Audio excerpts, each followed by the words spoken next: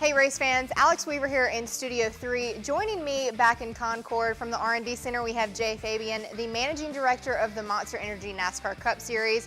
Jay, I know you guys are gearing up for Michigan. How is it over there in the R&D Center?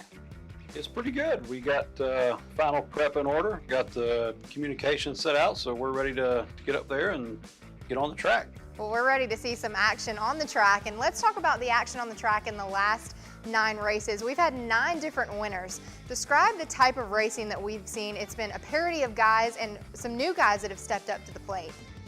Yeah, just think about what you said there. 9 different winners last 9 weeks, 3 different OEMs. Teams are stepping up and they're getting it done. It's time to go, and the ones that maybe haven't quite figured out that have better get it in order pretty quick, because it's time to go. They need to get it sorted. Yeah, and if fans aren't excited with what they're seeing on the track, then we don't know what more we can do for them. Yeah, the race has been pretty fantastic. You know, even this past weekend at Watkins Glen, I think you see the fuse length of some of them. They don't have a fuse anymore. It doesn't exist. So we'll keep an eye on that here the next couple weeks. But the intensity is definitely there. Yeah, now we're heading up to the Irish Hills Michigan International Speedway for the second time this season, but what's making it different than the race we had in June was we're now applying the PJ1. So can you describe what area of the racetrack that's going to be applied and why? Yeah, the top part of the racetrack is going to have PJ1, the top sections, top couple lanes. So we have had a pretty significant dialogue with the drivers and some folks here. Jerry Caproth that works for us that's been going to the track. So Denny Hamlin has led from the driver's aspect a little group that gives us pretty good feedback on where to start and stop and how much to put, how low to go. We keep up with Goodyear throughout the weekend to make sure we're in a good place with the tires.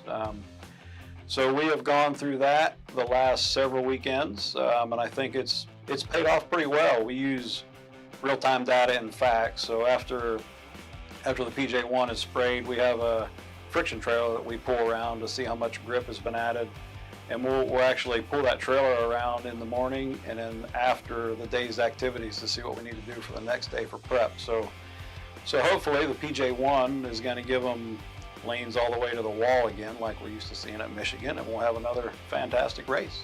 Absolutely. All right, well, it's been kind of a Ford dominating show there out in Michigan. We saw Harvick get the win in this race last season. Joey Logano swept the competition earlier in June. So what can we expect from the racing up there in Michigan?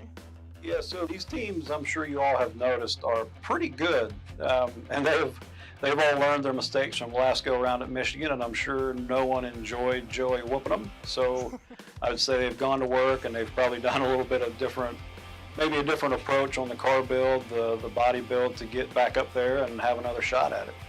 All right, well, we're looking forward to it, Jay. I appreciate you taking the time to talk to us. I'm going to let you get back to work.